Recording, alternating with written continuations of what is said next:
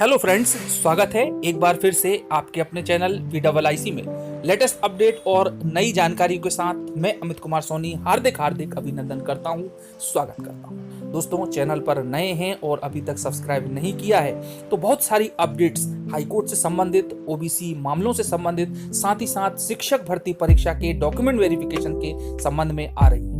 तो दोस्तों, ये सभी जानकारी आप लोगों को तत्काल मिलती रहे और तुरंत नोटिफिकेशन के माध्यम से प्राप्त होती रहे, तो सब्सक्राइब जरूर कर लें चैनल को और बेल आइकॉन पर प्रेस करना बिल्कुल ना भूलें। साथ ही साथ शेयर करें वीडियो को और पसंद आता है तो लाइक करें। दोस्तों, आज का जो वीडियो है वो सुप्रीम कोर्ट अपडेट से रिलेटेड है। हम जानते हैं कि इस समय 50% आरक्षण सीमा का मामला काफी सुर्खियों में है और ये केवल अब राज्यों का ही विषय नहीं रहा बल्कि पूरे भारत का विषय बन चुका है। और दोस्तों, शुरुआत इसकी हुई थी मराठा आरक्षण के विरोध में लगाई गई याचिका से, लेकिन जहां पर राज्यों से सुझाव मांगे गए सुप्रीम कोर्ट के द्वारा कि क्या 50% की आरक्षण की सीमा राज्यों के अधिकार क्षेत्र में आती है या नहीं, या राज्यों को इससे ऊपर निकल जाना चाहिए या फिर नहीं। तो दोस्तों, इसकी सुनवाई में सुप्रीम कोर्ट में लगातार वकीलों की दलीलों के साथ में ट्विस्ट पर ट्विस्ट आते जा रहे हैं। और अभी दोस्तों, मैंने इसके पहले के वीडियो में भी आप लोगों को कंटिन्यू इसकी प्रोसेस कहां तक पहुंची है, किस स्थिति में है, उसके बारे में बात की थी। अब जो हाल ही में शुक्रवार को जो गतिविधि और जो दलीलें पेश की गई और जिस प्रकार से बहस की गई सुप्रीम कोर्ट में, तो उस पर क्या निष्कर्ष निकला है। और दोस्तों, यहां पर एक बहुत ही महत्वपूर्ण बात मैं बता दूं कि सुप्रीम कोर्ट ने पूछा है कि आरक्षण कितने समय तक लागू किया जाएगा। तो आइए दोस्तों, पूरी बहस इसी पर आधारित है, तो जानते हैं कि शुक्रवार को सुप्रीम कोर्ट में क्या हुआ। दोस्तों, आरक्षण की 50% सीमा निर्धारण के मामले में शुक्रवार को सुप्रीम कोर्ट में हुई कार्यवाही। तो मराठा कोटा सुप्रीम कोर्ट ने पूछा है कि कितनी पीढ़ियों तक जारी रहेगा आरक्षण। दोस्तों, बस इसी पर पूरी बहस जारी है और आइए आगे बढ़ते हैं इसके इंटरनल मुद्दों पर, पॉइंट्स पर, दलीलों पर। दोस्तों, जैसा कि आप ये देख पा रहे हैं कि उच्चतम न्यायालय ने मराठा कोटा मामले की सुनवाई के दौरान शुक्रवार को जानना चाहा कि कितनी पीढ़ियों तक आरक्षण जारी रहेगा। शीर्ष न्यायालय ने 50% की सीमा हटाए जाने की स्थिति में पैदा होने वाली असमानता को लेकर चिंता भी प्रकट की है। दोस्तों, शुक्रवार की जो बहस हुई है सुप्रीम कोर्ट में इस आरक्षण को लेकर के, उसमें वकील मुकुल रोहतगी और खंडपीठ के जज, उनकी ही बहस बहुत ही महत्वपूर्ण है। तो वो आप देखें, सुने क्या कहा है।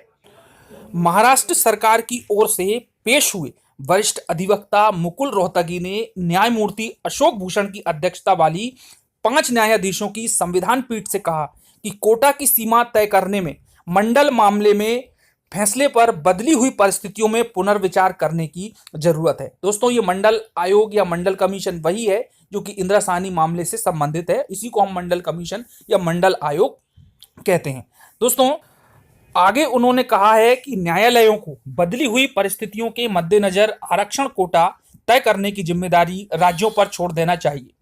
मंडल मामले से संबंधित फैसला 1931 की जनगणना पर आधारित था, जैसा कि गौरतलब है। मराठा समुदाय को आरक्षण प्रदान करने वाले महाराष्ट्र के कानून के पक्ष में दलील देते हुए रोहतगी ने मंडल मामले में फैसले के विभिन्न पहलुओं का हवाला दिया।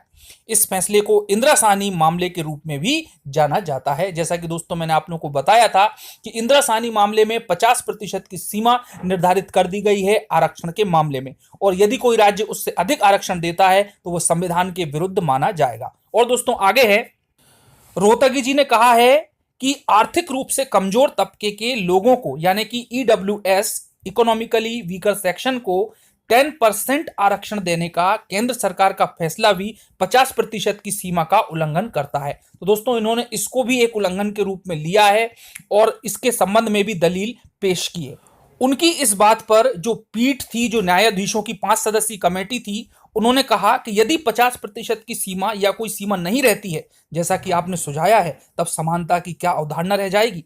आखिरकार हमें इससे निपटना होगा। इस पर आपका क्या कहना है? इसमें पैदा होने वाली असमानता के बारे में आप क्या कहना चाहेंगे? आप कितनी पीढ़ियों तक इसे जारी रखना चाहेंगे? तो दोस्तों, ये डायरेक्ट उन्होंने हमला किया है सत्ता पक्ष के वकील पर। पीठ में न्यायमूर्ति L नागेश्वर राव, न्यायमूर्ति S अब्दुल नजीर, न्यायमूर्ति हेमंत गुप्ता और न्यायमूर्ति रविंद्र भट्ट शामिल हैं।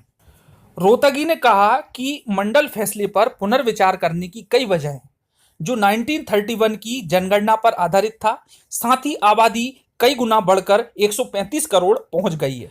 इसके जवाब में खंडपीठ ने कहा कि देश की आजादी के 70 साल गुजर चुके हैं और राज्य सरकारें कई सारी कल्याणकारी योजनाएं चला रही हैं, तथा क्या हम स्वीकार कर सकते हैं कि कोई विकास नहीं हुआ है, कोई पिछड़ी जाति आगे नहीं बढ़ी है। न्यायालय ने साथ में यह भी कहा कि मंडल से जुड़े फैसले की समीक्षा करने का उद्देश्य यह भी है कि पिछड़ेपन से जो बाहर निकल चुके हैं उन्हें अवश्य ही आरक्षण के दायरे से बाहर किया जाना चाहिए। दोस्तों, इस पर रोहतगी ने दलील दी कि हाँ, हम आगे बढ़े हैं, लेकिन ऐसा नहीं है कि पिछड़े वर्ग की संख्या 50% से घटकर 20% रह गई हो। देश में हम अब भी भूख से मर रहे हैं। मैं ये नहीं कहने की कोशिश कर रहा हूं कि इंदिरा साहनी मामले में फैसला पूरी तरह से गलत था और इसे कूड़ेदान में फेंक दिया जाए। मैं ये मुद्दा उठा रहा हूं कि 30 साल हुए हैं, कानून बदल गया है, आबादी बढ़ गई है, पिछले लोगों की संख्या भी बढ़ गई है। उन्होंने आगे कहा कि ऐसे में जब कई राज्यों में आरक्षण की सीमा 50% से अधिक है, तब ये नहीं कहा जा सकता कि ये ज्वलंत मुद्दा नहीं है और 30 साल बाद इस पर पुनर्विचार करने की